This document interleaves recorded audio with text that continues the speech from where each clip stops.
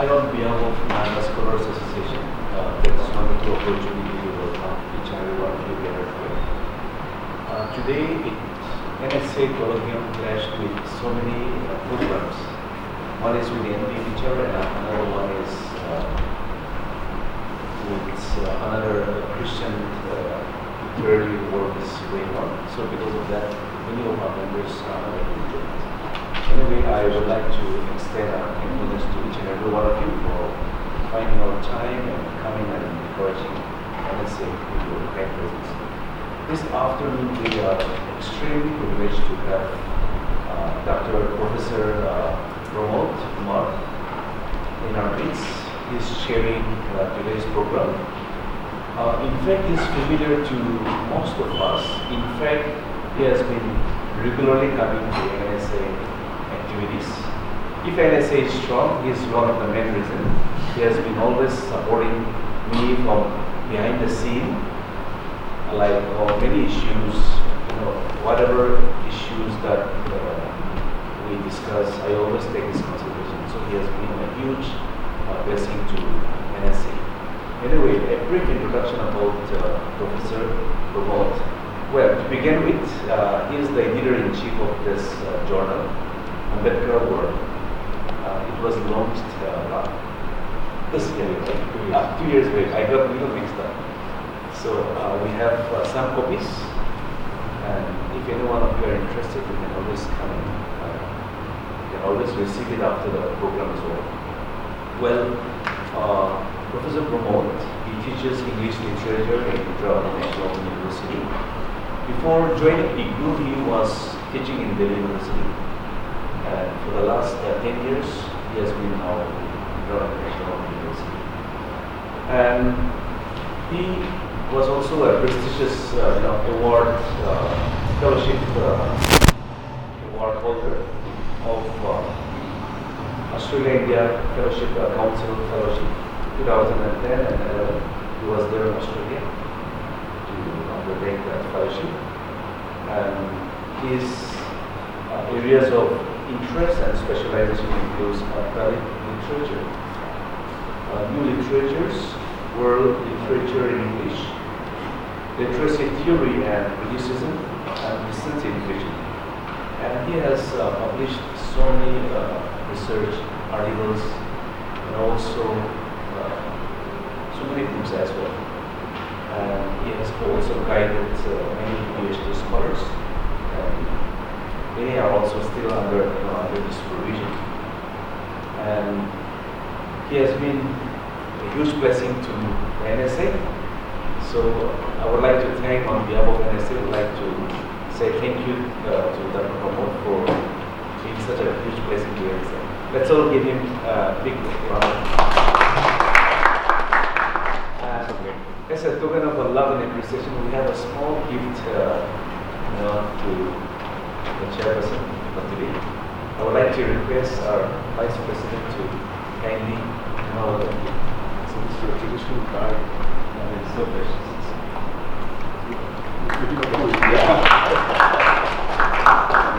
Someone is creating a program. Okay, we can take a picture. We can do it later. We have a camera. So, thank you once again. And okay, today we have two speakers for today's Research Scholars Colloquium. The first speaker will be Dr. Noor Nathan. He is one of the executive secretaries of NSA, so he doesn't need an introduction. He has just finished his PhD, and now he has joined School of Open Learning in Delhi University. And today he will be presenting his paper on re-examining the impact of British policy towards Manipur in the 19th century. Thank you very much, Luke, for coming forward to give a presentation at NSA. And second speaker will be Shem Mirza. He is also a PhD scholar in Jawaharlal Nehru University, and he will be speaking on entrenching chieftaincy in a democratic South Africa, mirroring Tangku Naga chieftaincy emerging political odyssey. So we'd like to thank Shinrisa also for volunteering to come and give a presentation in LSA. And as a token of our love and appreciation, we have a small gift to both the speaker. I would like to request our Vice President to kindly hand over the gift. Certificates are not ready today, so the certificates will be handed over to the four of you very soon. And we have Chibendan Yantan, a PhD. He has just submitted his PhD as the reporter for today's colloquium. Yeah, so now I give the rest of the time to Chairperson, Professor Brown. Yeah, thank you very much, Dr. Yantan.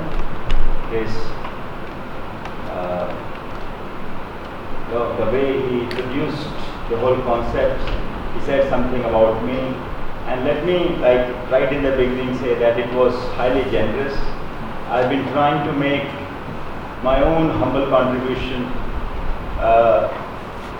but I don't think it is really, so big and formidable, and there is such a big distance yet to be traveled.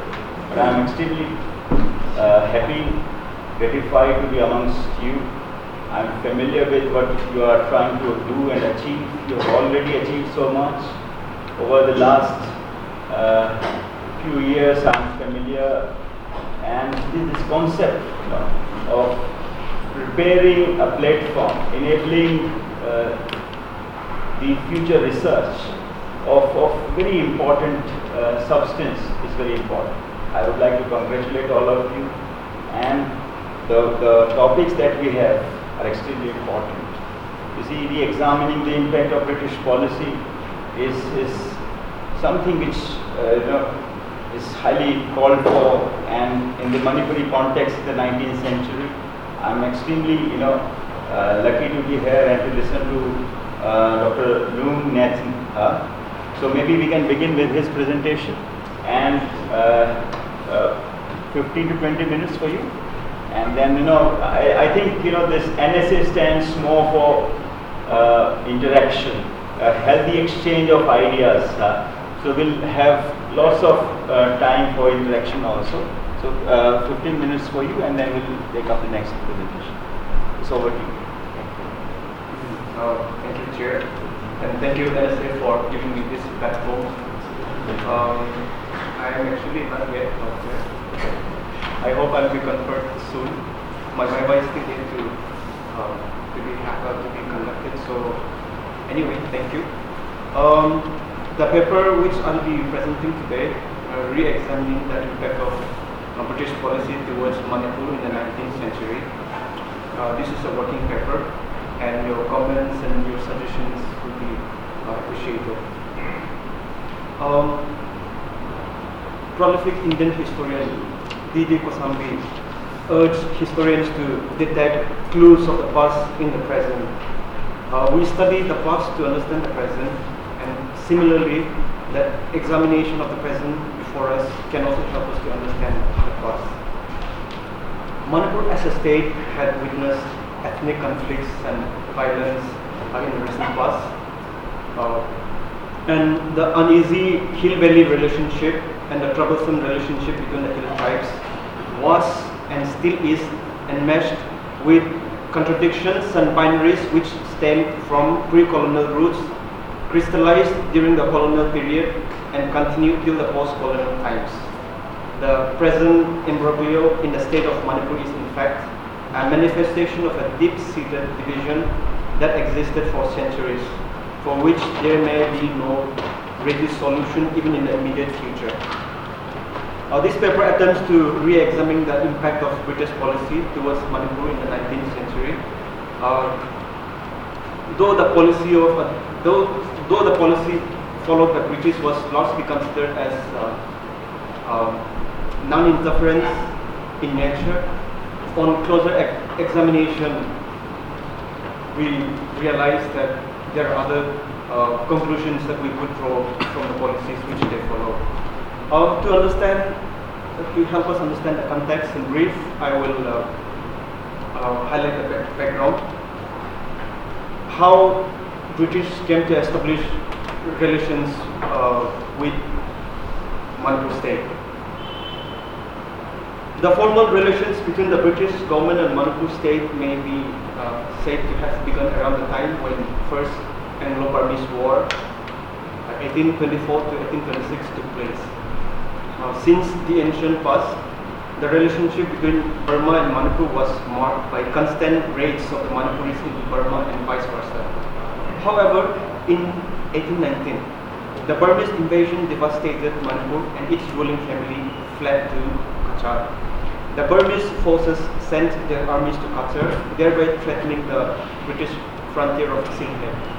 As a result, in 1823, the British government opened communications with Gambhir Singh, one of the royal members of the Manipur family, and a force of 500 Manipuris under the command of Gambhir Singh was taken into the pay of British government.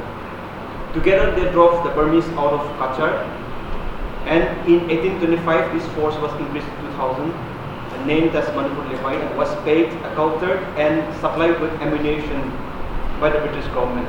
Subsequently, by the Treaty of Yandabu 1826, Gambhir Singh was recognized as the Raja of Manipur, and the language of the treaty was as follows. With regard to Manipur, it is stipulated that should Gambhir Singh desire to return to that country, he shall be recognized by the King of Ava, in the present day Myanmar, as Raja thereof. Shortly after the treaty, the British government discontinued the payment for the Manipur Levy, but still furnished ammunition for the reduction of the hill tribes of Manipur, that is Nagas and Kukis, also generally referred to as Haus by the Meiteis. In the aftermath of Anglo-Burmese War, Manipur was supposed to be independent. According to the language of the Treaty of Yandabu, Manipur was supposed to be independent. But the nature of relationship, relationship between the British and Manipur state in the 19th century had been a matter of much contestation, as in the question whether Manipur was a sovereign state or a subordinate state came to a head in the aftermath of Anglo-Manipur War of 1891. The British officials both in India and outside debated whether Manipur should be annexed or not in the aftermath of their defeat in Anglo-Manipur War of 1891. Opinions differed sharply on the sovereignty of Manipur before 1891. Lord Lansdowne maintained that since British recognized successions in Manipur, the latter was a subordinate state. However, Manmohan Ghosh pointed out that Manipur never paid any tribute to the British and hence was an independent like Nepal. Whatever may have been the legality of the matter, Manipur really did enjoy a fair amount of sovereignty before 1891. Often the British policy towards Manipur in the 19th century did not receive adequate attention from the scholars and historians, I would say, because it was their policy was largely considered as non-interference in nature. But on a closer look, as I have mentioned before, if their policy was at all simply non-interference, there were the certain things which they accomplished and which they enacted, which they carried out. It was not actually non-interference, but we may say indirect interference, or like even direct interference as well. So many points. I hope through this paper we will get a clearer sense of that.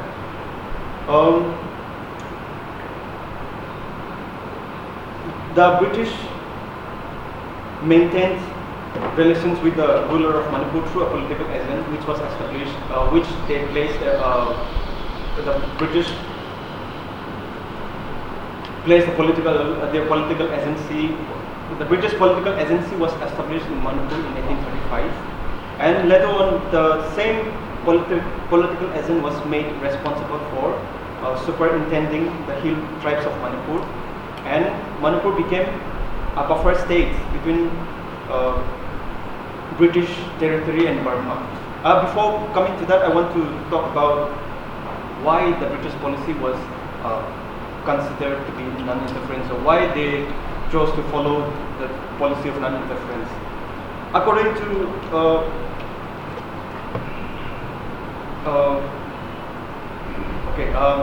the British Parliament in 1792 forbids the British administrators in India by a resolution to enter into any political alliance, defensive or offensive in nature, to abstain from involving in a national quarrels. So, keeping in line with the directives from the British Parliament, they supposedly followed the policy of non-interference. And I also want to highlight a bit of brief background about the factors which influenced British policy towards Manipur in the beginning. The policy of British towards this region, as in northeastern frontier, till the annexation of Upper Burma in 1826 was largely dictated by what has been called Burmaphobia by Chakrabarti. And even though the Burmese were defeated in the First Anglo-Burmese War, they were still a force to reckon with, and as a result, the British merely regarded Manipur as their advanced military outpost for defending the eastern frontier from the Burmese. The British were apprehensive of another invasion from Burma, and this factor mainly shaped their early relations with the native states in the northeast frontier, and especially Manipur. It was for this reason the British supported the Raja of Manipur by supplying firearms to subjugate the hill tribes. According to a report, the British thought that by assisting Gambhir Singh, they would improve the most powerful and effective check against the Burmese in the form of an all-weather ally with military might who could prove useful to them. The British even deliberated on allowing Manipur to extend its dominion across the frontiers which were not part of British Assam. To such ends, the British went to the extent of indirectly encouraging the Raja of Manipur to commit acts of aggression upon the ruler of Kachar and the hill, and even in another hills as well. Secondly, Gunnar Sedulov also urges us to perceive East India Company accurately, as in when we fail to perceive the East India Company accurately, we made the mistake or we misunderstood their policies. So, according to her, she said, when we understand the East India Company as a state, we may be equally guilty of ascribing the logic of state institution to a corporate bureaucracy. She stresses on the importance of understanding the formation of British rule in the region as that of fulfilling the interests of mercantile corporation rather than the state per se. So these are the two factors: the fear of Burmese and the mercantile cooperation rather than the state.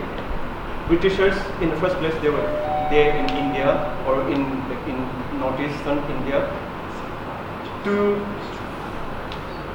maximize profits, and they never failed to prioritize the commercial interests, and the relation with Manipur was largely guided by such principles in the following years.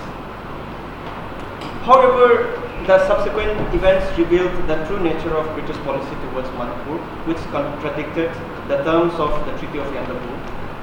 British viewed Manipur as a state, state as an inferior power compared to the Burmese, and accordingly, Cabal Valley, according to the Treaty of Cabal Valley, 1834, the valley was ceded to the Burmese. And such policies of the British were guided by the wrong assumption that the Burmese would not wage a war against the British. However, the subsequent two wars between the British and the Burmese proved them wrong.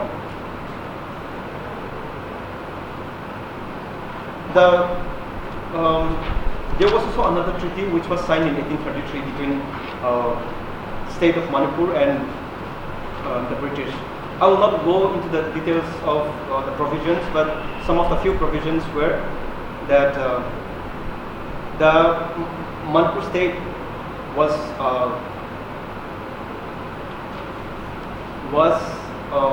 required to felicitate the British trade by not imposing heavy tariffs and not and no monopoly of any articles.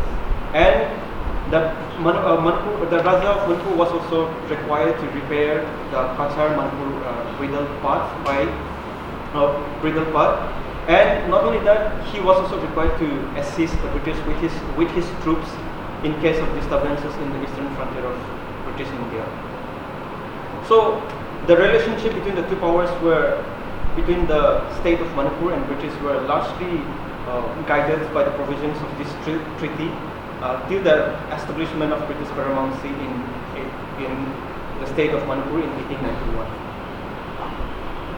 I forgot to mention about the Kabau Valley. Kabau Valley was a small valley between Burma and Manipur, which had been a bone of contention between them. It became a part of Manipur by virtue of conquest after the Burmese were successfully beaten back beyond the Ningthi River, Jinwin, in Burma by Gambhir Singh in the First Anglo-Burmese War. The British, however, disregarded the terms of the Treaty of Yangon and chose to appease the Burmese at the insistence of burning the British commissioner at Ava. The British termed the ceding of Kabau Valley as an act of expediency and gratification. In exchange, the Raja of Manipur was given a compensation of 500 rupees per month. So I have already mentioned about the establishment of British political agency in Manipur in 1835, and one of his chief duties was he was supposed to act as a communicating link between the government of Burma and the government of Manipur. He was also tasked with the responsibility of preventing all border feuds between the two states. The political agent was, however, very influential.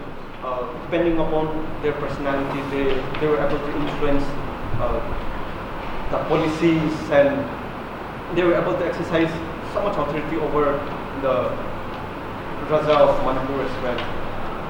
So when there was this question of withdrawing the British political agency in 1861, the Raja requested the British not to withdraw the political agent, and MacCulloch also pleaded. MacCulloch was one of the earliest political agents of British political agent in Manipur, and he also pleaded for the retention of British political agency in Manipur. And according to he said, should the political agent be withdrawn, the wild and savage tribes of Nagas and Kukis surrounding the valley of Manipur would be up in arms, whilst the Manipuris themselves, who are already divided into dozen factions, would split against the present Raja and would endeavor to place his own men upon the throne. So the position of political agent of Manipur was crucial, and he was able to wield his authority. And whenever a situation arises, the Raja would call upon the political agent to intervene, and I will later come to that part as well. And not only that, Manipur became a British protectorate. Manipur became a British protectorate in 1852 because in Manipur, what happened was whenever a king died, the system of who should come to the throne, it was not properly established. So there would be fights between the brothers, and so the British political agency played a very crucial role in bringing order to the succession as well. And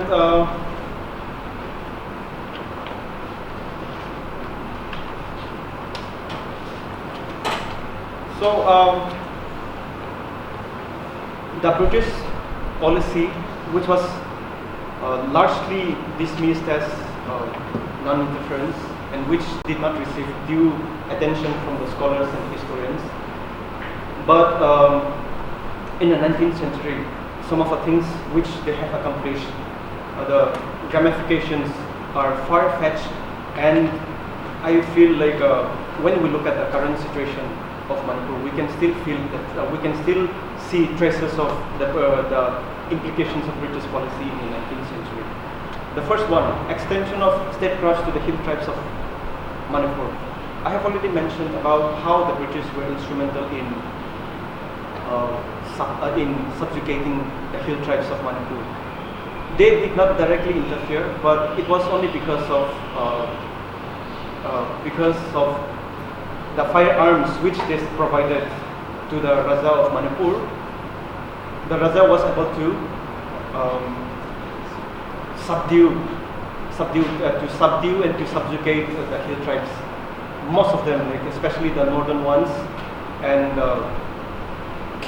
most of the hill tribes, because before that, firearms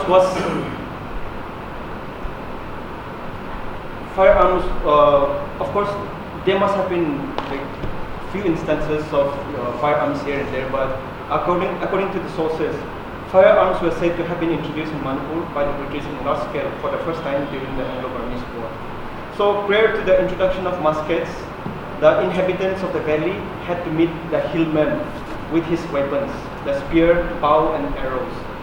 However, after the introduction of firearms in Manipur at the time of Anglo-Burmese War, the power game changed in favor of the Raja of Manipur. And McCulloch would say that the British political agent, he would say that the Raja of Manipur in the past, before Anglo-Burmese War, before the Treaty of Yantamu, not to speak of exerting influence over the tribes, he was unable to even protect the inhabitants of the valley from their aggressions. So it was only in the aftermath of Anglo-Burmese War, the Raja of Manipur, Gambhir Singh, was able to subjugate the hill tribes, and the power game,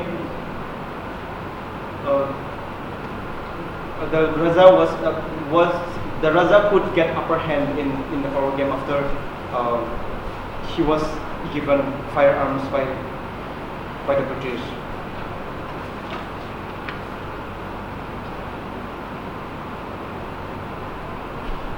And there are so many instances of the subjugation of the hill tribes.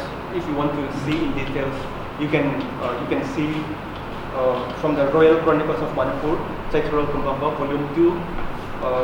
It was written by Saros Nalini Arambam Parat. If you get a copy of that book, you can also see how the subjugation of the hill tribes was carried out in the aftermath of First Anglo-Burmese War. And not only that, the extension of statecrafts to the hills, it was followed by cultural conquest. As in, the subjugation of the territories was followed by an attempt to culturally conquer the hill tribes by renaming the subdued villages, as is evident from the Royal Chronicles. It was in this context, J. Shakespeare observed how the Manipuris, in order to show their superiority, like to renamed every place, every tribe and village in the hills. He said that this habit of the Manipuris stemmed out as a result of their overweening conceit, which leads them to prefer names of their own construction to those used by the people themselves. A custom which in the past has saved the hill staff much trouble, as whenever a complaint was made from a neighboring district about the conduct of one of our villages, the answer always was, "We do not know of such villages." If you want to see, this is 1905-1906. page number 53. And I am running out of time, so I'll try to conclude. The second ramification, the second impact is the mapping of the terrain, as in British were responsible in mapping the terrain as well. In the period prior to the arrival of the British, the hills of Manipur were not only unmapped but largely unexplored. Mapping of the terrain was largely carried out to curb the unruly and barbaric raids of the hill tribes so as to promote stability, trade, and commerce. It was difficult for the British to govern or to carry out their trade in the absence of definite boundary line. As a result, and not only that, the ever-present threat of Burmese forced the colonial state to carry out measures to safeguard the interest in the region. As a result, the colonial British initiated surveys of the hitherto unexplored terrains on which the cartographers had written terra incognita. So, meanwhile, the politics behind boundary making has been, there has been raids, incessant raids by the Nagas from the north and by the Lusais from the south. So it was the British administration were compelled to come up with a mechanism to prevent the menace of the raids, and as a result, they came up with the idea of marking the boundaries, and which was retained even in the post-colonial period. The boundaries demarcated and drawn by the British, it was upheld and retained even in the post-colonial times. I want to mention this one in brief. The boundary dispute between Naga Hills and Manipur was settled in 1873. As regards the management of the Naga tribes along the Manipur border, Major Godwin Aston, the surveyor, in his report, however, stated that the giving over to Manipur of the Sopoma or the Mao groups of villages may be a mistake. And he admitted, and I quote, "An affair of this kind, we, the British, are liable too much to deal with the question as between us and another power." Here it refers to the Raja of Manipur, and too little with regard to the feelings of the people given or taken. So, while many scholars will dismiss the British policy as non-interference, Alexander Mackenzie would state the position of British as arbiter of destiny. You know, they have all along they put something in the paper, but the actual policies which they followed and policies which had far-fetched ramifications, that they have followed the policies. So many policies.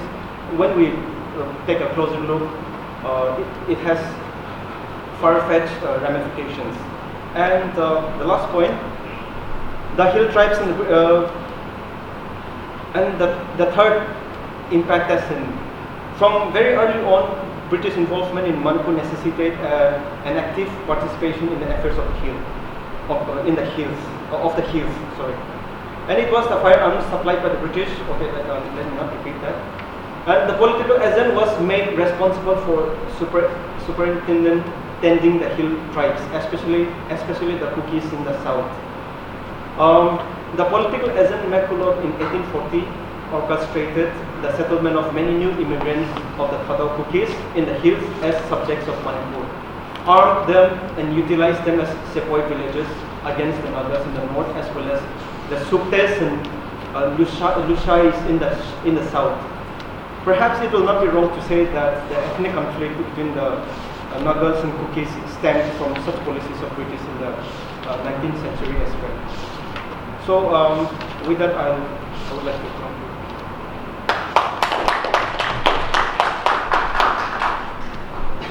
Yes, when we are looking at re-examining the impact of British policy towards Manipur in the 19th century, our presenter has underlined very important issues.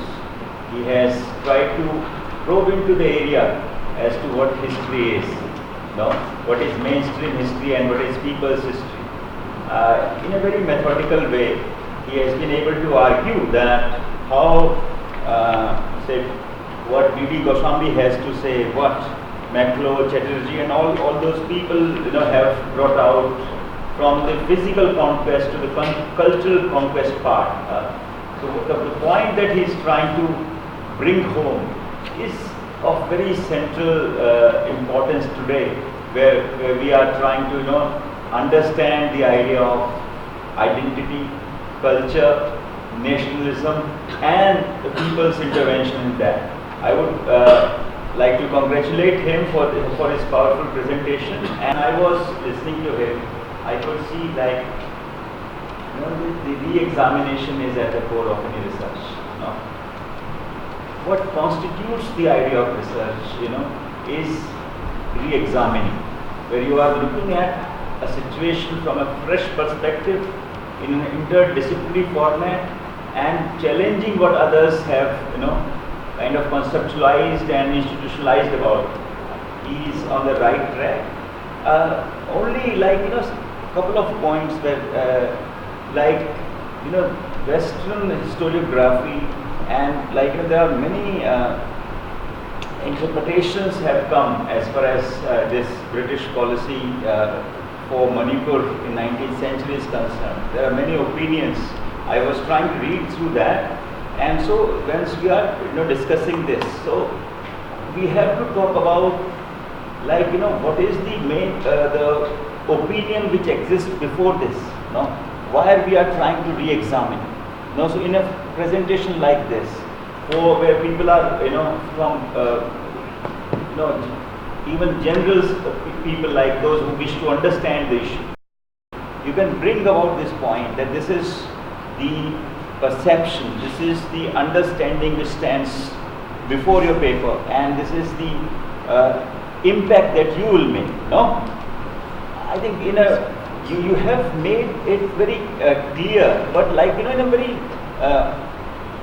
kind of thumping way. You can make it very explicit that this is how my research would make an impact. And you have quoted about from the, I think it is a suggestion that he has worked at the archives. He quotes from the policy document. But again, you have to interpret that in a more understandable manner and you have to link it with the official situation today. This is very important. We put on record our sincere thanks to you.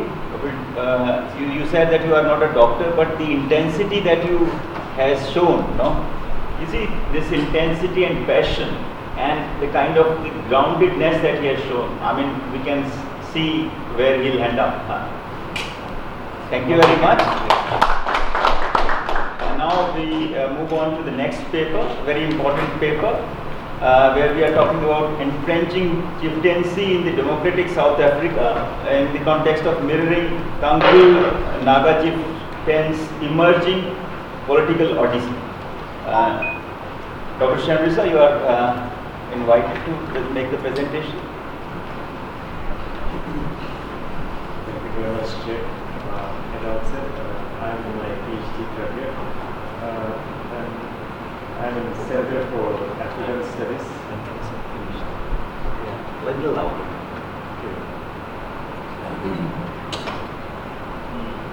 I thank the NSA president as well as his esteemed colleagues for encouraging us in our academic career in this manner. The paper I'm going to present is Entrenching Chieftaincy in the Democratic South Africa, Mirroring Tankul Naga Chieftains' Emerging Political Odyssey.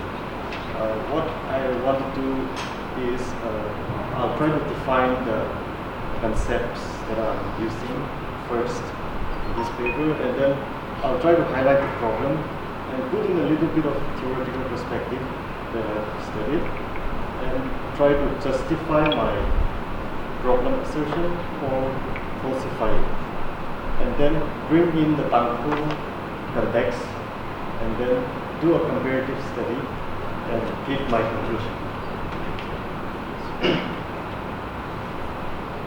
The term chieftaincy that I use in my topic, in the South African context, they try to avoid it because most of the South African scholars think that it has a colonial ring to it. So they prefer to use the term traditional leaders. So when they use the term traditional leaders, they mean to encompass many positions, many leadership positions, which includes headmen, chiefs, or paramount chiefs, or even queen, or even a king.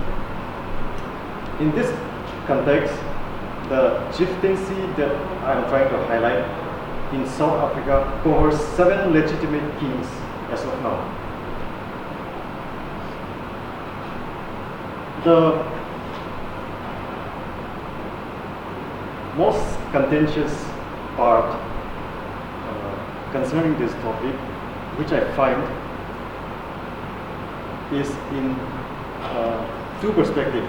One is the argument between the traditionalists and the modernists. The reason is the modernist feels that this hereditary system of kingship in South Africa is not amenable to democratic principles that South African government has adopted in the year 1996. Excuse me. By the way, in my abstract, I have to apologize. In the 4th sentence, in order to give a perspective of the temporal study, I try to highlight the time frame, which 2016 may be read as 1996.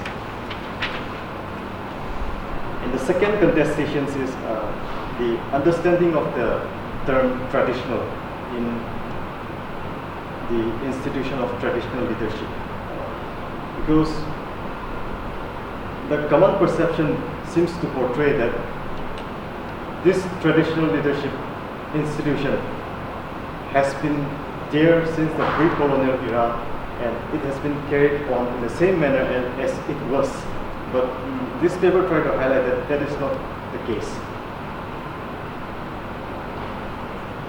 The theoretical perspective, as I have highlighted a little bit in the context of traditionalists and the modernists. The modernist feels that the traditional institutions are completely incoherent in the context of democratic principles. That's their main argument. And trying to give perspective to my paper, I try to use this Robert King Merton systemic view. In his neo-functionalist perspective, he says that a structure exists because it has its function for the society. At the same time, this view he borrowed from anthropologists like Malinowski and Frederick Brown. But the other view that he tries to extend in his neo-functionalist is like there is dysfunction in the society as well. This dysfunction might be latent or it might be manifest. So I'm trying to incorporate this perspective to question if the role of traditional leadership in South Africa's politics, has it become dysfunctional? That people modernists started questioning their relevance in the society? Is this the case, or are they still functional? And that's the basic premise that I want to start with. Coming to the problem and its justification, this modernist says that with the coming of democracy, nationalism, and market economics, this institution of traditional leadership will surely wither away, despite the fact that in 1996, the Constitution of South Africa acknowledged and recognized and even give and allocate functions and roles to the institution of traditional leadership.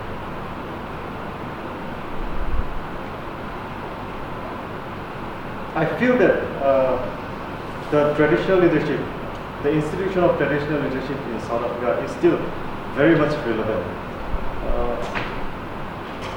For instance, in the year 2018, when Cyril Ramaphosa was elected to the president, his first political statement was to visit two kings in South Africa, namely the Zulu king Goodwill Zwelithini and Xhosa king Zwelinge Sikwawe. This might seem insignificant, but in some ways, the political executives, they are trying to show that they have the moral support of these traditional authorities. In a way, several scholars like Uman Claessens and Pendel, since 2005, 2014 and 2018, they have been consistently pointing out that chief in South Africa, they bring rural vote to the electorate. Though these are untested claims, it seems that in the renewed political fervor in cases like land reforms,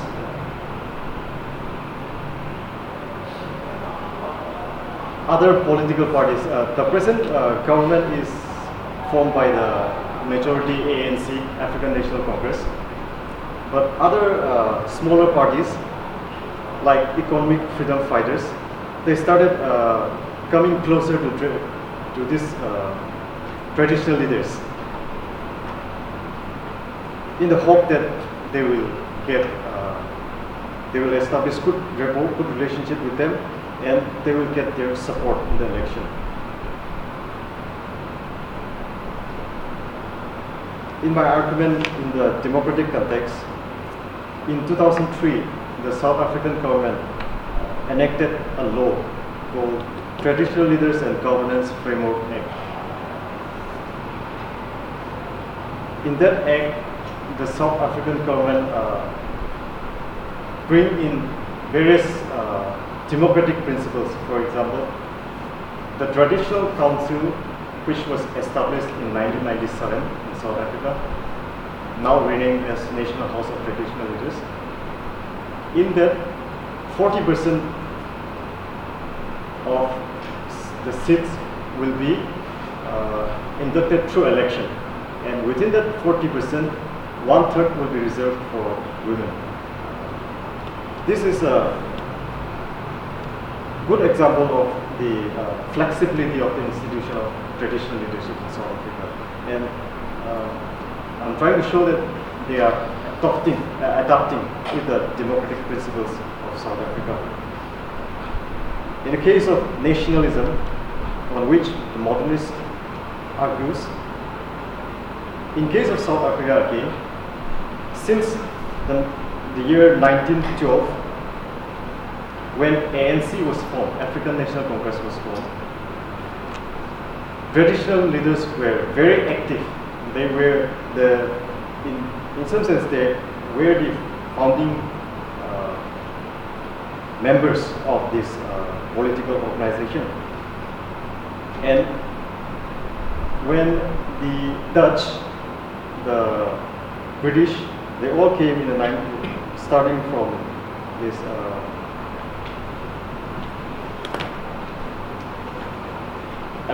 when they enacted certain laws, when these colonial masters enacted certain laws starting from the 1920s, like Native Administration Act and the Bantustan Authorities Act 1951, the traditional leaders were actively against these laws. Of course, in the apartheid system in South Africa, some leaders, some traditional leaders were the agents of these Britishers. But that doesn't take away the assertion that traditional leaders have been actively engaging with the national politics of South Africa. In terms of market economics, the homelands, which were the demarcated areas of this apartheid system, recently it has been discovered that it is a very resource-rich area. they they found that they have a reserve of platinum, chrome, iron, and coal. So now there is the politics over these resources again, and over this area, 17 million South Africans are residing, and these areas are mostly rural areas. These 17 million South Africans consist of 34.7% of the current population. So in a way, these 17 million, they are under the control of traditional leaders. So they have a good command over demographic politics as well. So in this context, when this resource, while trying to exploit the resources, the South African government enacted a law, the Mineral and Petroleum Resources Development Act 2002. It has been said that Traditional Leadership and Governance Framework Act, which was proposed in 2003 and enacted in 2004, was to act in concert with the mineral policy, so that the state government and the traditional leaders can come together and exploit the resources. That is how the modernists try to allege the role of traditional leaders in South Africa's politics, but the reality is,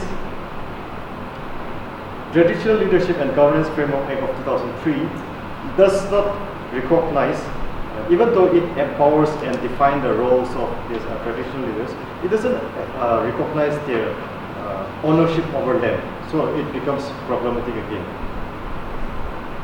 I mean, the modernist assertion that they are trying to make the most out of these laws doesn't make sense. Coming to my second problem, the term traditional in the institution of traditional leadership has evolved and does not represent the pristine nature of the age-old institution. Why I say this is because the manner in which the traditional leaders has evolved as of now is consequent upon the colonial conquest and the apartheid system. For example, during the colonial conquest, the Britishers tried to incorporate the traditional leaders in their bureaucratic structure as one of their subordinate executives. And in the apartheid system, they tried to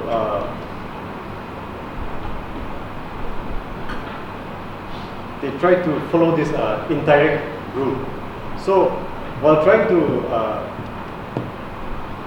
execute this policy, there were certain traditional leaders who were against such policy. In such case, they eliminated those leaders and appointed traditional leaders. So in a way, this kind of practice distort the hereditary system of traditional leaders. So my point is, the way the term traditional is appropriated in the institution of traditional leadership is not what it was in the pre-colonial era, because it has been distorted to the advantage of the colonial masters. This problematization also give us the overview of the challenges in entrenching traditional leaders in democratic South Africa. Coming to the Tankhuls, in the context, unlike the political system of traditional Tankul system, traditional Tankul political system, he said that unlike the general observation that in a tribe there will be one prominent figure, which is in a way arguing that it follows Sinoism. Sinoism, in his word, means centralizing of power. This is evident in the context of South Africa. For example, the Zulu king, under whose rule are various sub-chiefs and many hetmans. So But that is not the case in Tangkhus. Among the Tangkhus, a village consists a very autonomous republic state in this world. So to rope in this kind of understanding, it demands this a little bit of theorization. So I just put in that. And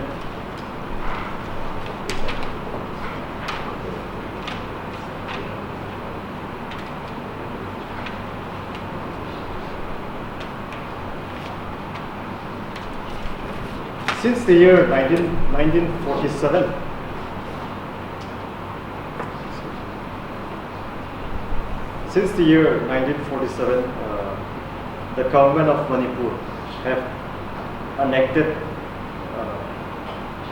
the Manipur Hill People's Regulation Act. In this act, they introduce taxation system. They extend the taxation system to the hills. But that has become obsolete. But why this act is still important is because this act stipulates that whatever laws that the government enact should be in consonant with the constitutional principles. That is the main importance of this act. And the second act in the context of Manipur is Village Authorities in Hill Areas Act 1956. In this particular act, Manipur government tried to introduce the system of election in the members of village authority.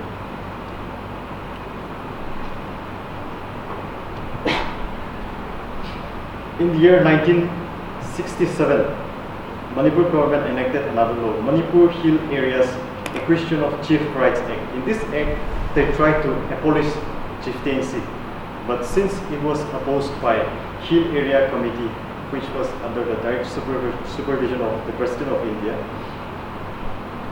did not implement fully. It's not realized.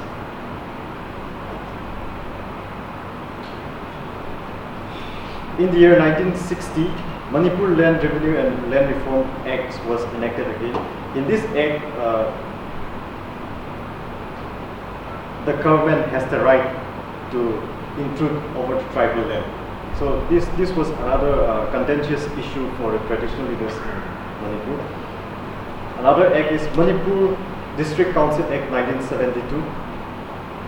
In this act, under the district collector, the autonomous councillor has the power to sell land outside the village, which is strongly against the customary practice of the Tangkhus.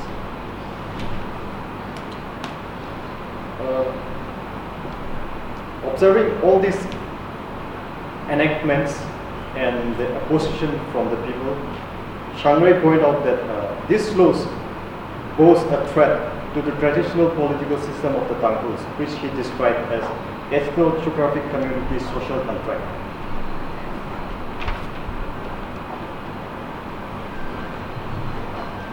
One policy imperative on the part of the government that I came to realize in my investigation is that they are trying to implement the policy of incrementalism, which we will find in the works of Michael G. Williams and Hannah Lerner. By the term incrementalism, I mean to say that the state, in a deeply divided societies, in order to integrate the aggregates of different groups with the state formal political system, they are in various ways trying to, for instance, trying to extend taxation system, trying to implement election in the village authority. All these are trying to, all these are instances of government trying to incorporate the policy of incrementalism. Maybe they have an agenda of integration. In my conclusion, the South African experience and the current democratic dispensation shows that though the institution of traditional leadership has been resilient, it also remained as an influential pressure group in recent times. Also, Their role has been challenged and forced to concede space to gender and democratic groups in bodies like National House of Traditional Leadership. And also, the dignity of the indigenous Africans has been in constant check to maintain the equilibrium of power relation in the society. The brief methodological perspective that I highlighted earlier, considering Robert King Merton neo-functionalist perspective, the South African government seems to have a thorough work over this, right? And they seem to be relatively more successful than our society, because while trying to co-opt the traditional institution in the state's apparatus for the Tangkhul's, it doesn't seem to garner positive response from the traditional community. Considering, for instance, election or gender issues. For example, the Tangkhul Ungnaw Long, a body of traditional leaders are represented by only males, and the apex body of the Tangkhul Naga Long has only male representative. With such precedents, it is critically consequent to question whether the interface between tradition and modernity among the Tangkhuls with regard to traditional leadership in transitioning into an equilibrium in the power relation of the society.